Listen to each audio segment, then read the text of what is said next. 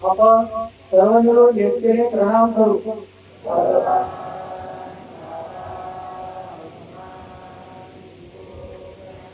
महान त्या दिनाचा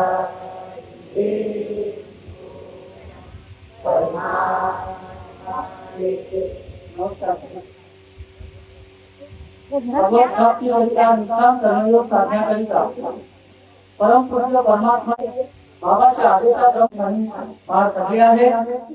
तरी या चर्चा बैठकीमध्ये स्वयं भगवान बाबा हनुमानजी उपस्थित आहेत. त्यांना प्रणाम. तसेच आम्हा सर्व सेवकांचे सद्गुरू महान त्यागी बाबा गुरुदेवजी उपस्थित आहेत. बाबांना माझा प्रणाम.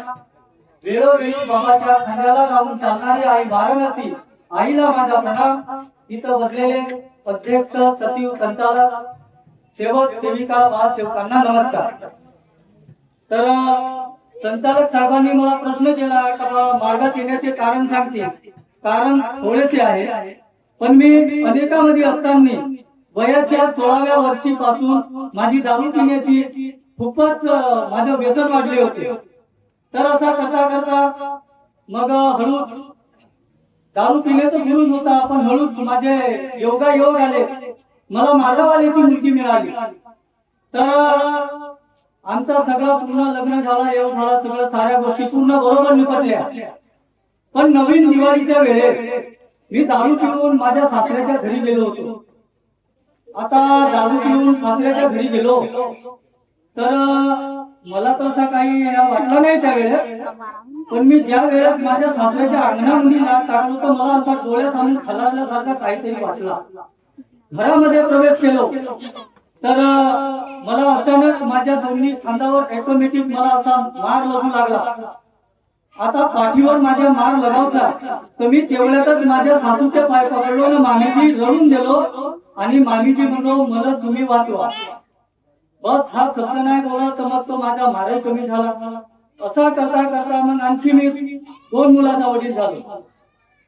पण मंडळीच्या वेळेस सासूरवाडीलाच गेलो सगळे आपली कुटुंब घेऊन. तर गेल्याच्या बादमध्ये तिघही आम्ही सागील भाऊ एकसाथ मध्ये बसून मस्त एकामेकाची उठती दारू केला. दारू केल्याच्या बादमध्ये मग मी आपल्या सासऱ्याच्या तिकडे गेलो. पण अचानक मला रात्रीचे 8 वाजले होते. मला लघवी लागली होती. तर बाथरूम मध्ये गेलो पण मला काही लघवी लागली नाही. त्याच वेळेस मी माझ्या पत्नीला म्हणलो अरे मला लघवी नाही होत आहे. तर माझी पत्नी म्हणे माझ्या वडील मार्गावाले आहेत म्हणे. तुम्ही कसे म्हणे तुम्हाला नेहमी सांगू म्हणे सगळे रिश्तेदार थकून गेले म्हणे. आता म्हणे का करता का नाही. आता ते शेवटी भगवंत आहेत म्हणे. मग मी तसाच राहिलो. जेवण नाही केलो, काही नाही केलो, तसाच राहिलो. पण मात्र सकाळी उठल्यावर आंघोळ केल्यानंतर फक्त भगवंताच्या प्रतिमेसमोर पाय मांडून बसलो. आपल्या मस्त केस वगैरे केलो न अचानक भगवंताकडे माझी लक्ष पडली. सकाळचे 9 वाजले होते. भगवंता मला लग्न नाही झाली कसा करू मी. पक्का विचारावा दवाखान्यात की जावा म्हणून. पण त्यावेळेस काय भगवंताची कृपा होती माझ्या मागे मला माहित नाही. आपण तर काही त्या शक्तीला ओळखू शकत नाही बाबा, कारण आपल्याला त्या गोष्टीचा तेवढा अनुभव नव्हता. तर मला मग सकाळचे 9 वाजले होते. मला लघवी लागली. मग तिथं मी माझ्या साडीच्या पत्नीला म्हणलो बाई म्हणलो मी तुला आता जीवनामध्ये चांगला माणूस बनवतो. साडीला सांगितलो, सागील भावा जेवायला सगळे सांगितलो. पण त्याला काही माझा विश्वास बसत नव्हता. मग असा करता करता माझे वडील मरण पावले. आमच्या घरी मोठी व्यथा होती. अनेक मध्ये असताना आमच्या दारामध्ये 2-3 प्रकारचे असे निमूट मांडायचे. फाटकामध्ये तर पुण्या कुठं. आम्ही घाबरायचे कारण निंबू होत कशाचे नाही कशाचे. कारण आमच्या इकडे माझ्या भावाची एक मुलगी आणि माझे 2 मुलं. आम्ही या विचारामध्ये जात होतो आणि तिकडे पाहत होतो का बा नेमकं काय फरक आहे, कसं असेल काय असेल. पण काही कोणी सांगत कोणी वैतावाण्यानं मानला असतील. पण घाबरण्याची काही हे नको करा म्हणून आम्ही काही मग त्यातून दुसरीकडे गेल्यानंतर काही घाबरत नसतो. मग तो झाल्याच्या बादमध्ये माझे वडील मरण पावले. माझे वडील मरण पावल्याच्या बादमध्ये मला इतके वाईट स्वप्न पडत होते की मेलेल्या माणसांचे मला खूप वाईट स्वप्न पडत होते. स्वप्न असे पडत होते विष खाय, फाशी लागून मरे, विहिरीत आत्महत्या करणारे, एक्सिडेंट होऊन मरणारे, मर्डर करणारे, दारू पिऊन मर्डर करतात, झगडे करतात, तसे मला स्वप्न दिसायचे. खळाखळ असे स्वप्न दिसायचे. मला रात्रभर झोप नव्हती लागत. अशी हकमूक सुटत होती का शेवटी मला पर्याय नाही तर मी बाजावर उठून उभा होतो. आणि तो झाल्याच्या बादमध्ये आणखी झोपावला गेला की कोले कुत्रे बिलकुल डायरेक्ट माझ्या अंगावर येत आहेत ना माझा मास तिळत आहे, असा मला स्वप्न दिसत होते. तर मी आणखी अजून घाबरायचा. शेवटून मग माझे वडील माझ्या स्वप्नामध्ये यायचे. मग मी माझ्या वडिलाला प्रश्न करायचा का दादाजी तुमचा मरण झाला, तेरवी झाली आणि तुम्ही माझ्या स्वप्नामध्ये कसे काय येता? तर माझे वडील मला चक्क सांगायचे, अरे म्हणे मला आणतात म्हणून मी तुझ्या स्वप्नामध्ये येतो म्हणे. असा करता करता अशा बरेच दिवस चालले. 15 दिवस, 20 दिवस, 25 दिवस, तो 1 महिना मी तसाच राहिलो. पण मी घाबरत खूपच होतो. रस्त्या वाटेनं मला जरी कुत्रा दिसला तरी मी घाबरत होतो. अरे मांजर दिसली तरी मी घाबरत होतो. मी म्हणा भगवंता असा मला होते का बा, मला असा होते का मला. गुरुडे साहेबाच्या गोदाम देवळाला का कोणाला दादा बापू म्हणाचा बाबाजी मागलीला जात्या काचे, मी असं म्हणावाचा. तर ते म्हणत नाही आम्ही मागली नाही रे बाबा, आम्ही इकडे जातो. कोणी मग रेंगोळ्याला जातो म्हणत, कोणी मागलीला जातो म्हणत, कोणी म्हणत हा पागल झाला, याचा वडील मेला तर हा पागल झाला, हा असंच विचारते म्हणे. बरेचसे जण मला म्हणायचे गुरुडे साहेबाच्या गुलाब जवळाला आणि 5 नाही वाजत तुम्ही दुकान बंद कर, मस्त रात्रीच्या 8-9 वाजेपर्यंत मी येतो. आता असा करता करता आणखी मग तेच व्यथा वाटू लागली. स्वप्नेच पळायचे, कोले कुत्रे मांस खावायलाच यायचे. तर मग मी रात्रीच्या वेळी माझ्या पत्नीला मी संडासला होतो, लघवीला होतो. माझी पत्नी म्हणे माय म्हणे एवढा माणूस म्हणे मला लघवीला उठवते म्हणे, याला कायची भीती वाटते बाबा म्हणे. अरे म्हणजे मला भीतीच वाटते, म्हणजे खूपच भीती वाटते म्हणे. मग मी माझ्या पत्नीसोबत माझ्या पत्नीला मी कवटाळून झोपवतो. मग मला स्वप्न वगैरे काहीच मला दिसत नव्हते. मग तो झाल्याच्या बाद मध्ये एक दिवस पालांदूरला गेलो. पालांदूर वरून मी तर नेहमीच दारू पिलो का घरी येऊ म्हणे पहिले झोप घेऊ. पण मी पालांदूरला अचानकच चालला गेलो. रविवार दिवस होता म्हणे, धंदा वगैरे चांगला चालते म्हणे. रविवार दिवस माझी पत्नी म्हणे तुम्हाला जावं लागेल म्हणे धंद्यावर म्हणे. तर मग धंद्यावर गेलो. धंद्यावर गेल्याच्या बाद मध्ये 2 वाजले होते. मी निघलो, घरी आलो, आराम केलो. माझी पत्नी घरीच होती. पण 5 वाजत आले माझी पत्नी झाडझूड करत आली. हो म्हणे तुमचे वडील मरण पावले म्हणे, अन म्हणे नको कोण्या दिवशी म्हणे तुम्ही मरून जाल म्हणे, मनमाने दारू पिता तुम्ही म्हणे. तर मग मला पत्र आला की त्यावेळेस म्हणलो नाही रे नाही, म्हणलो मी मरणार नाही, पण म्हणलो मला एकच असा भगवंत आहे का तो मला या जीवनामध्ये वाचवू शकतो. तर माझी पत्नी म्हणे कोणता भगवंत तुम्हाला वाचवू शकते? तुझ्या आई वडिलाच्या घरी आहे तेच भगवंत म्हणलो मला वाचवू शकते. माझे सासू सासरे मार्गात आहेत साहेब, तुम्हाला सर्व सेवकांना सांगतो. तर तोच भगवंत मला वाचवू शकते म्हणलो. आणि ह्या 7 दिवसाच्या अंडर मध्ये म्हणलो आपल्याला कार्यकर्ता बाबाजीकडे जायचं आहे. कार्यकर्ता त्या दिवशी माझ्याकडे दाढी कटिंग बनवण्यासाठी पालांदूरला आले होते. तर त्याच वेळेस मी त्यांना म्हणालो बाबाजी म्हणला मी मार्गात यायचं आहे, मला अशा अशा प्रकारची व्यथा आहे आणि या व्यथेपायी म्हणला मी कोण्या दिवशी मरून जाईन, जे म्हणला माझे लहान मुलं व्हायची म्हणला. मला असा माझा मनच भरून येत होता. मला असा पैरूसा नव्हता लागत ना थांबूचा नव्हता लागत. तर पहा कार्यकर्ताजींनी मला 7-8 दिवसाच्या बाद मध्ये या म्हणला. पण मी त्याला जाणून फोन कर मला 7 दिवसाच्या अंडर मध्ये तुमच्याकडे यायचं आहे, 7 दिवसाच्या अंडर मध्ये यायचं आहे म्हणल्यानंतर या म्हणाले. मग मी माझा कुटुंब घेऊन शनिवारी मी मांगलीला चालल्या गेलो वाघाडे बाबाजीकडे.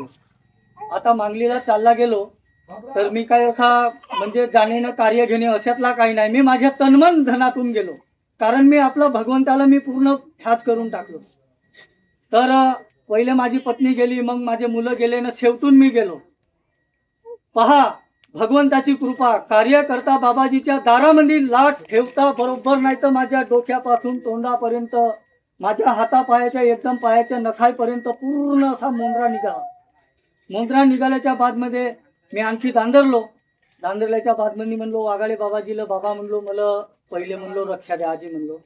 रक्षा खाल्लो मी, माझा पोट असा धुंकारल्यासारखा वाटला.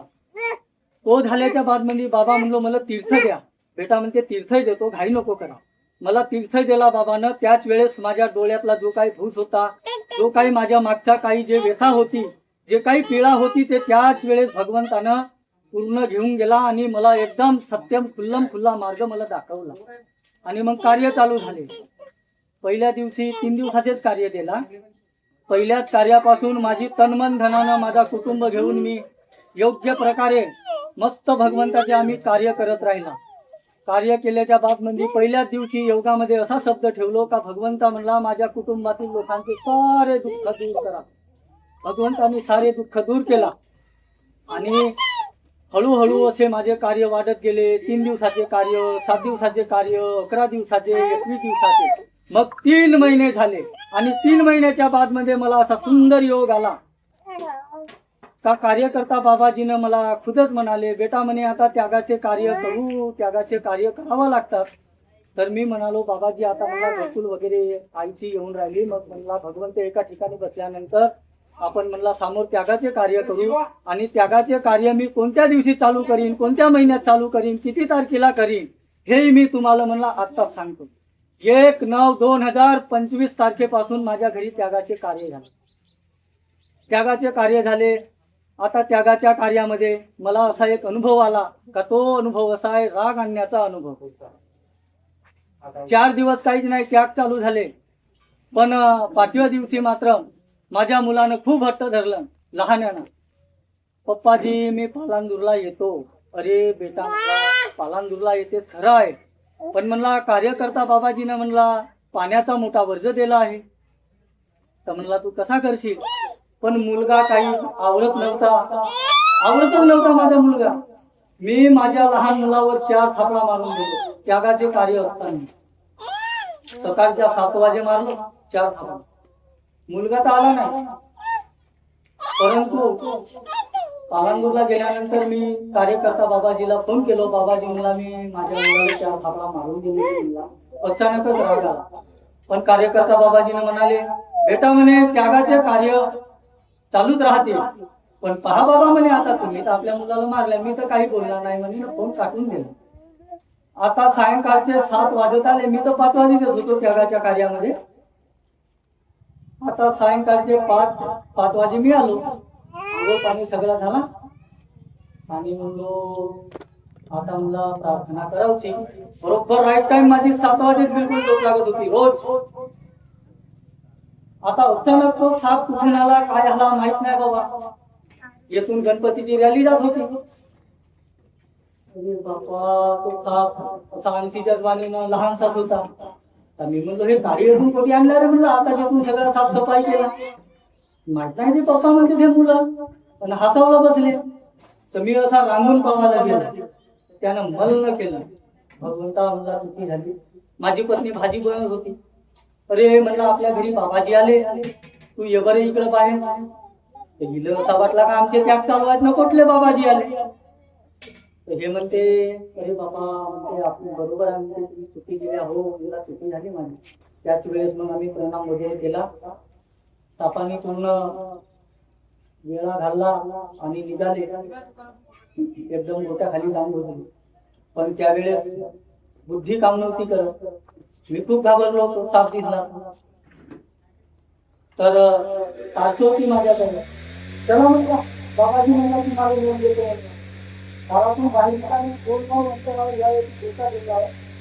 बाबाजी म्हटला आज मी धुतले का नाही धुतले म्हणून बाबातून येतो तेव्हा तर पहा असा मला हा रामाचा एक अनुभव आला. तसे छोटे मोठे अनुभव आहे. आम्ही त्यागाचे कार्य हळूहळू वाढत चालले. आम्ही प्रतिनिधा दिला आणला. त्या ठिकाणी वर्तमानमध्ये नागपूरला मला त्यागाच्या कार्यामध्ये दर्शने विचारण्यात आले. त्यागाच्या कार्यात करण्यात आल्या काय पाहिल्या कसे आता कठीणपणे सांगितले. माकार न केला प्रकारचे पालन केला. व्यवहार न केला. केला. पाणी हा फक्त बोलवेचा नळाचाच उपयोग केला. या प्रकारचे आम्ही सांगितलं आहे. तर त्याची जी भोजनाची कृपा महान आहे. त्या सर्व शिस्त 5 नियमाचे मी सुद्धा पालन करते, तुम्ही सुद्धा पालन करा. माझे सत्यता आहे कुटुंबात आणि शेतामध्ये एकटा काम करा. जेवढं बोलू मी माझे 2 शब्द बंद करते. भगवान बाबा हनुमान दिला नमस्कार, महान त्याची बाबा व्हिडिओ दिला नमस्कार, भगवानाची आईला नमस्कार. इथं बसलेले सर्व सेवक सेविका बाळ नमस्कार.